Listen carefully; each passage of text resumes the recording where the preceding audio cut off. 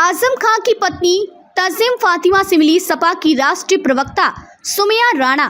शाखाएं जड़ों से बगावत करती हैं, वो ज्यादा दिनों तक हरी नहीं रहती, उनका सूख जाना तय है।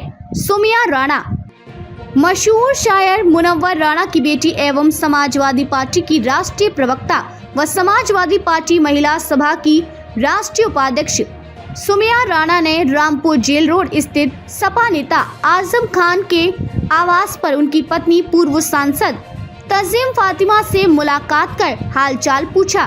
सपा नेता सुमिया राणा ने सपा नेता आजम खान के घर के बाहर मीडिया से बातचीत करते हुए कहा कि 2024 में हुए लोकसभा चुनाव में सपा को मिली भारी जीत ने साबित कर दिया कि जनता बदलाव चाहती है और 2027 में भाजपा का सुपड़ा साफ हो जाएगा। समाजवादी पार्टी नौजवानों, किसानों, मजदूरों एवं महिलाओं की लड़ाई लड़ रही है और उनको इंसाफ दिलाकर ही रहेगी।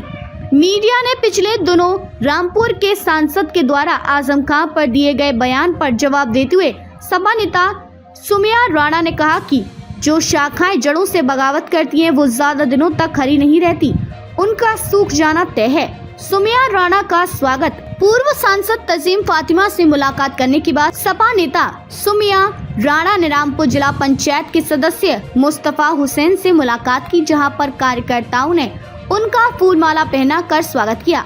स्वागत करने वालों में रामपुर जिला पंचायत के सदस्य मुस्तफा हुसैन के अलावा रुखसात अहमद, अख्तर मास्टर, मोहम्मद इशाक, इसरार अहमद, मोहम्मद उस्मान, आशू खां, फिरासत खां आदि मुख्य रूप से मौजूद रहे। रामपुर से अदनान खान की खास रिपोर्ट। हमारा घर है। आजम खान साहब एक बहुत कद्दावर नेता हैं, उसके साथ साथ हमारे घरेलू मामलात हैं और मेरे फादर की डेथ के बाद, जनाब मुनव्वर राणा साहब के इंतकाल के बाद, क्योंकि वो जेल में थी मैडम, तो इसलिए अब मुलाकात करने के लिए आए थे और हाल अहवाल लेने के लिए आए थे। अच्छा, किस विषय पर मुलाकात हुई है आपकी? क्या वार्तालाप रही अंदर अभी तक? वार्तालाप में सबसे पहला मुद्दा तो यही है कि आजम खान साहब पर ये जो बिना किसी आधार के जो मुकदमे किए गए हैं और किस तरीके से उनको प्रताड़ित किया जा रहा है, जाहिर सी बात है उस पर चर्चा हुई।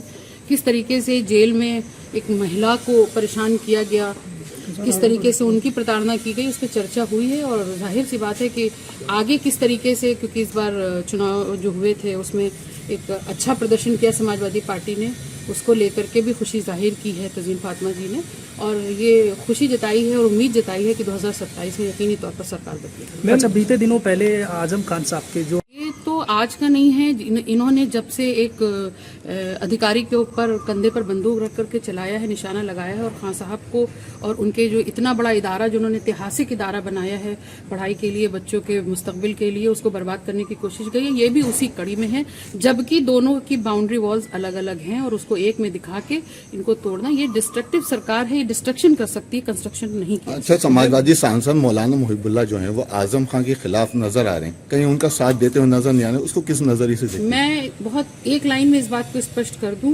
कि जो शाखें जड़ों के साथ बगावत करती हैं वो बहुत दिन तक हरी नहीं रहती, उनका सूख जाना तय है। अच्छा, आजम खान के जो मुखालिफ हैं उनके साथ बहुत ज्यादा नजर आए, उनके मशवरे भी लेते हुए नजर आ रहे हैं, सोशल मीडिया पे बहुत एक्टिव दिख रहे हैं। क्या लगता है कि आजम खान की सियासत को और खत्म करने की मौलाना साहब कोशिश करेंगे? देखिए, इस बात की बड़ी खुशी थी कि एक मौलाना साहब, इमाम साहब को समाजवादी पार्टी ने टिकट दिया और वो सांसद बनकर के आए, ये उनके लिए बड़े एजाज की भी बात है। लेकिन इस तरीके की बयानबाजी से बचना चाहिए। यकीनी तौर पर आजम खान साहब इस समाजवादी पार्टी के फाउंडर हैं और उनके लिए इस तरीके की टिप्पणी करना, मुझे लगता है हम सबको बचना चाहिए। अच्छा, सुमैया जी, उनकी एक अलग मकाम है, उस मकाम को पहुंचना किसी के लिए भी, मैं कहती हूँ, नामुमकिन। सुमैया जी, आजम खान सांसद जी बेहतर दे सकते हैं, लेकिन मुझे लगता है कि एक शिष्टाचार मुलाकात जरूर बनती थी, क्योंकि वो रामपुर से सांसद चुने थे। अच्छा, आजम खान जेल में थे, उन्हें मशवरा भी दिया गया था। आजम खान जब जेल में थे उन्होंने एक मशवरा दिया था कि वो सलाह की जगह है। क्या कहेंगे उस पर जो मौलाना साहब? मुझे नहीं पता, मुझे लगता है मौलाना साहब को खुद कुछ सलाहों की हाथरस कांड पे क्या कहना चाहेंगे? देखिए, बिल्कुल आपने हाथरस वाली बात की, उस पर मैं जरूर कहूंगी, ये जो लापरवाहियां होती हैं और इसका बड़ा खामियाजा सबसे ज्यादा परिवारों को भुगतना पड़ता है, क्योंकि आप जितना मुआवजा भी दे दीजिए लेकिन आप जाने वापस नहीं कर सकते। तो बेहतर यह है मुआवजों की बात ना करके पहले ही सुरक्षा का इंतजाम इतने कड़े होने चाहिए, और बहुत से फर्जी जो मौलवी या बाबा ढोंगी टहलते हैं उनको पहले से उनके ऊपर शिकंजा होना चाहिए।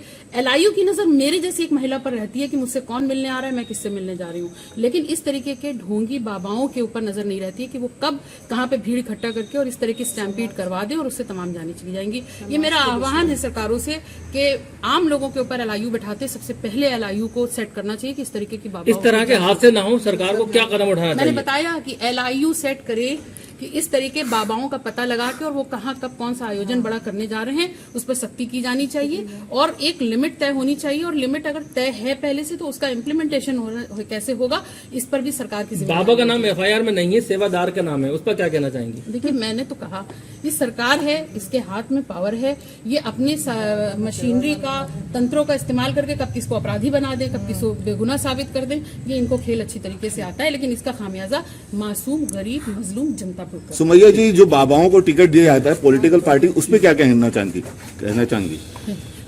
जो देखिए मैं ये कहना चाह रही हूँ, बाबा अच्छे भी हैं जो सच में रूहानी हैं, जो सच में उनके अंदर एक अलौकिक शक्ति होती है, टिकट दे रहे हैं। देश के संविधान ने अगर इस चीज की इजाजत दी है कि कोई बाबा या कोई मौलवी या कोई भी व्यक्ति चुनाव लड़ सकता है तो उसमें कोई बुराई नहीं है, लेकिन मैं फिर ये कहूंगी कि इस पर पहले ठीक से जांच पड़ताल होनी चाहिए और उसके